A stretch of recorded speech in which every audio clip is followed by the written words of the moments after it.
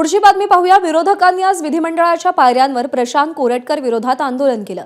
छत्रपती शिवाजी महाराजांविरुद्ध आक्षेपार्ह वक्तव्य करणाऱ्या प्रशांत कोरटकरचा निषेध करण्यात आला आणि यावेळी सत्ताधारी पक्षातील राष्ट्रवादीचे आमदार अमोल मिटकरीही सहभागी झालेले दिसले। आपल्यासोबत अमोल मिटकरी आहेत। तुम्ही सुद्धा विरोधकांच्या आंदोलनामध्ये सहभागी झाला। कोश्यारी ते कोरटकर यांचा निषेध ते करताय आणि त्यामध्ये तुम्ही सुद्धा सहभागी होताय। सत्ताधारी विरोधक म्हणून त्यांच्याकडे पाहत नाही आहे। आजच्या या कंडिशनला विरोधकांनी जे आंदोलन पायऱ्यांवर सुरू ठेवलेलं आहे त्याबद्दल त्यांचं मी अभिनंदन करतो, सत्तेतला असून सुद्धा।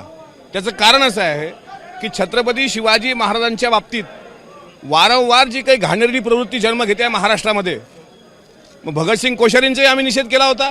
प्रशांत कोरटकर हा भामटा कुठं लपून बसलाय? राहुल सोलापूरकरला का वाचवलं जातंय? राहुल सोलापूर सारखी नीच प्रवृत्ती, प्रशांत कोरटकरांसारखी प्रवृत्ती ही भर चौकात फाशी देऊन यांना अडकवलं पाहिजे।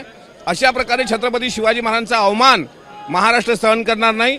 विरोधकांचं आंदोलन आम्ही विरोधक म्हणून पाहत नाहीये। कारण पण यावं या आंदोलनात सहभागी मी झालो नाही सहभागी। मी सत्ताधारी आहे ना। मी पाहिलं नाही की मी कोणा पक्षात आहे। मी हे पाहिलं की छत्रपती शिवाजी महाराज महायुतीचं सरकार शिवशाहू फुले आंबेडकरांचं विचारधारा घेऊन पुढे जात असेल आणि त्याच सरकारला गालबोट लावण्याचा प्रयत्न कोणी करत असेल तर त्याच्यावर देशद्रोहासारखे गुन्हे दाखल झाले पाहिजे। हे स्वतः मी सभागृहात मांडणार आहे। एबीपी माझा, उघडा डोळे बघा नीट।